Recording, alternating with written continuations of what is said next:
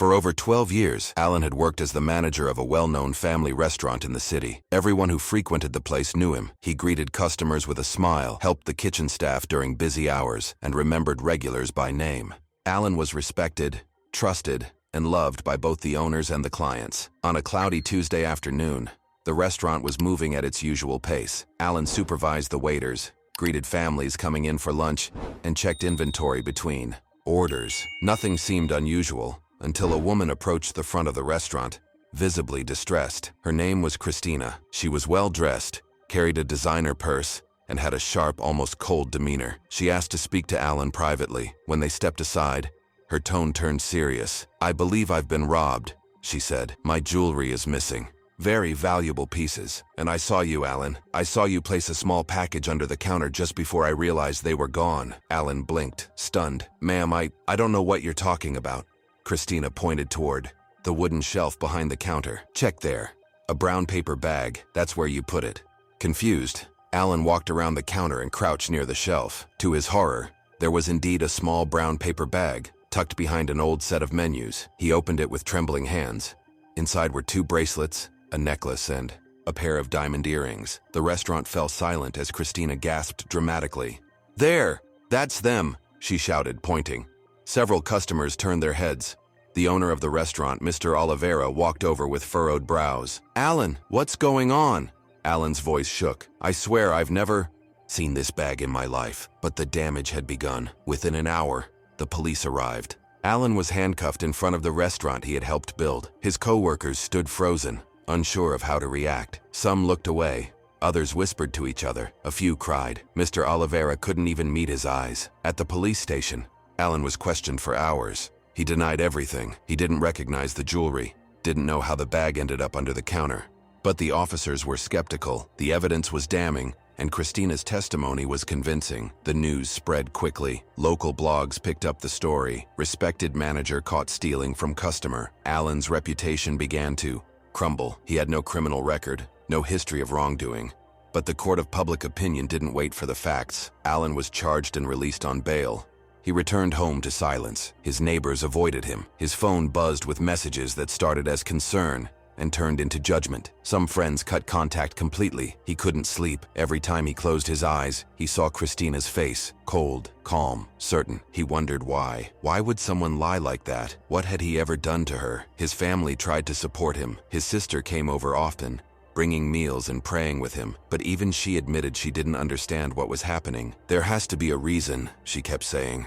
"No one just does this." Alan's lawyer advised him to plead guilty in exchange for a lighter sentence. "It's your word against hers, and she has the jewelry. It doesn't look good." But Alan refused. "I won't say I did something I didn't do, not even to make it easier." He began preparing for trial, quietly, painfully, still hoping that somehow the truth would come to light. As the trial date approached, Alan tried to stay composed, but the pressure was unbearable. Each day felt like a mountain to climb. He lost weight. His once cheerful demeanor faded. Even the smallest things reminded him of the life he had before.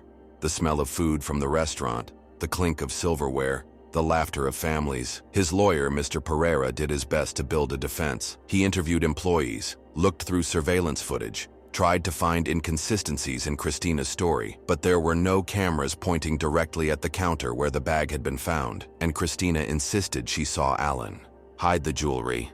Mr. Oliveira, the restaurant owner, didn't visit or call. That hurt more than anything. Alan had worked for him like family. He thought that loyalty would mean something, but silence was all he got. On one of the last evenings before the trial, Alan walked to the park where he used to eat lunch during his breaks. He sat on a bench and watched people pass by. A little girl dropped her toy, and a stranger picked it up and handed it back with a smile. That simple act of kindness brought tears to Alan's eyes. He closed his eyes and prayed, "God, I don't understand why this is happening, but I trust that the truth always finds a way." It was the only thing keeping him grounded, the hope that justice in some form would prevail. Meanwhile, Christina was preparing too, not with fear, but with determination. She rehearsed her testimony, practiced looking composed. Her son, Jason, had moved to another state and was struggling financially. Every time she thought of Alan's smile at the restaurant, it boiled her blood. To her, Alan didn't deserve that job. Jason had applied for it 2 years ago, but the owner had chosen Alan. Christina never forgot that. What started as bitterness grew into obsession. When she saw the opportunity to hurt Alan, she took it. She never expected it to go this far, but once the lie began, it was too late to back down. The night before court, she stared at her reflection. Something inside her stirred doubt, regret, but it was buried under years of resentment.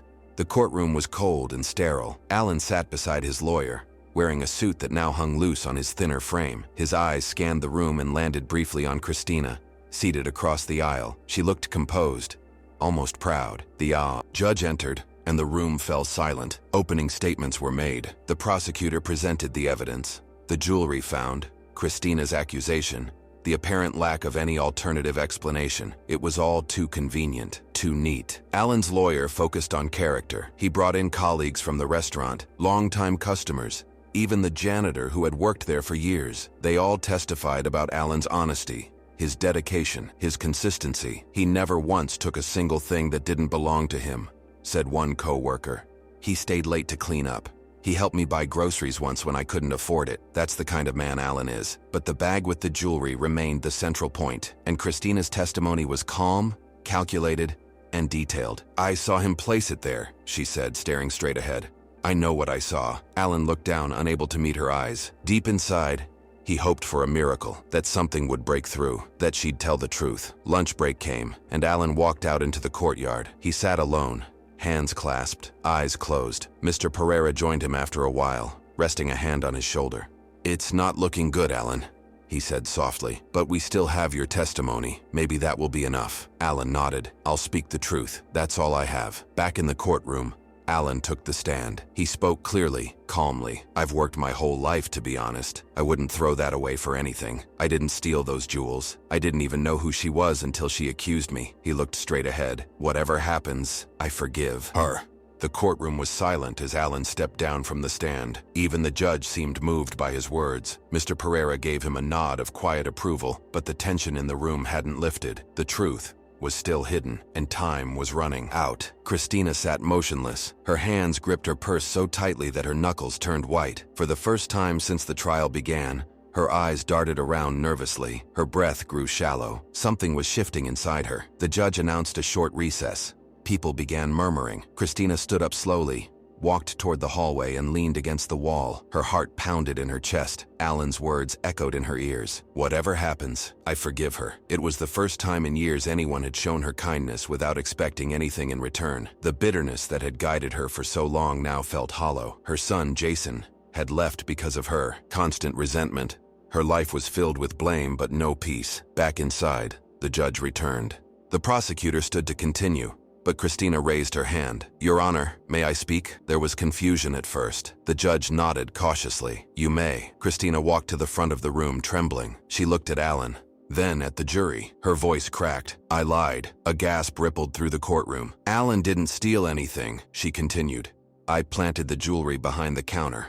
I made it up because I was angry. I hated seeing him happy. I hated that he got the job my son didn't. I just wanted him to suffer like I've been suffering. Alan didn't move. He just looked at her with calm, tired eyes. Christina began to cry. I'm so sorry. I didn't know it would go this far.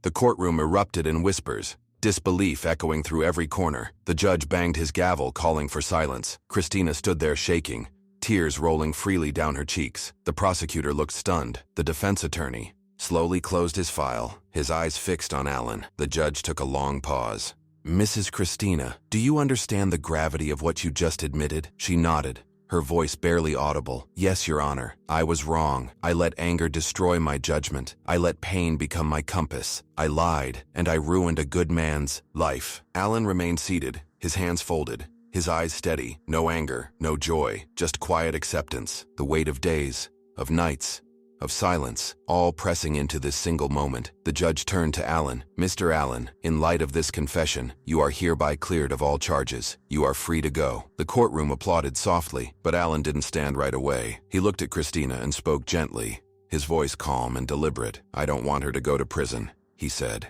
Everyone turned toward him. She's already living in a prison of her own, one built from pain and regret. I just want peace.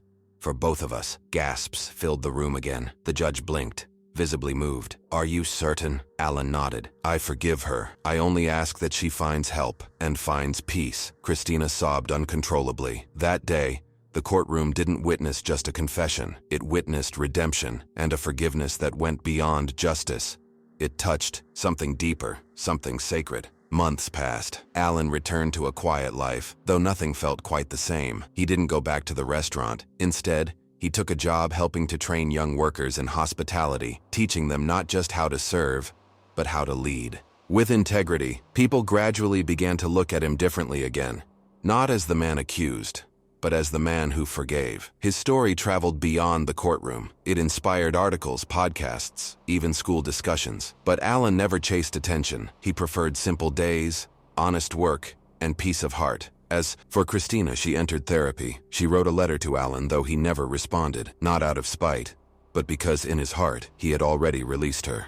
Forgiveness, he had learned, wasn't about fixing the past. It was about freeing the present. One Sunday morning, Alan sat on a park bench, coffee in hand, watching the sunrise. A boy ran by, laughing. A mother followed, smiling. The world moved gently around him. And in that still moment, Alan closed his eyes and whispered, "Thank you." Because even through pain, even through injustice, he had found the one thing no one could take from him: inner peace. If this story moved you, leave a comment and let us know your thoughts. Like and subscribe for more inspiring stories about resilience, forgiveness, and the strength of the human spirit.